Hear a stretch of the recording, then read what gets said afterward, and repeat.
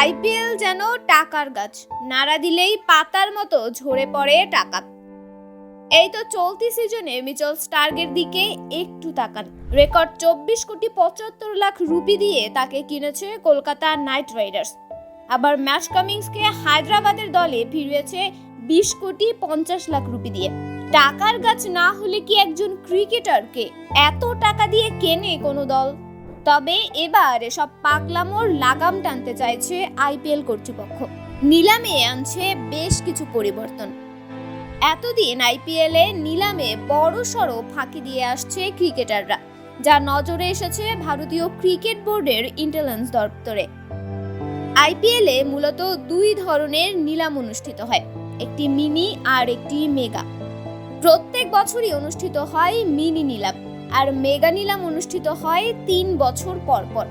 বড় নিলামের প্রত্যেকটা দল 4 জন করে মূল ক্রিকেটারদেরকে ধরে রাখতে পারে, বাকিদের ছেড়ে দিতে হয়। এই যেমন বড় নিলামের আগে কেকেআর ধরে রেখেছিল আন্দ্রে রাসেল, সুনীল নারায়ণ, রেন্টো শায়ার ও রিঙ্কু সিংকে, যাদের বলা হয় রিটেন প্লেয়ার। এই 4 জনের তালিকায় যিনি 1 নম্বরে ছিলেন সেই রাসেল পান 12 কোটি টাকা, অথচ স্টার্ক এসে তার নিলামে নিয়ে নিলেন তার দ্বিগুণ। এই জায়গাটায় পরিবর্তন আনতে চাইছে ভারতীয় ক্রিকেট বোর্ড। কিছু বড় তারকা মেগা নিলামে নাম না দিয়ে মিনি নিলাম বা ছোট নিলামে নাম তুলত, কারণ বড় নিলামে বড় বড় তারকা দিয়ে ঠাসা, যেখানে দাম বেশি পাওয়ার সুযোগ কম। তাই ছোট নিলামে নাম দিলে দাম বেড়ে যেত কয়েক গুণ, কারণ এখানে বড় ক্রিকেটারদের সংখ্যা কম, ফলে দলগুলোর মধ্যে প্রতিযোগিতা বাড়ত। স্টার্কের ক্ষেত্রেও তাই হয়েছে। মেগা নিলামে নাম না থাকায় ছোট নিলামে বড় তারকা হওয়ায় দলগুলোকে কারাকারির মধ্যে ফেলে দিয়েছেন।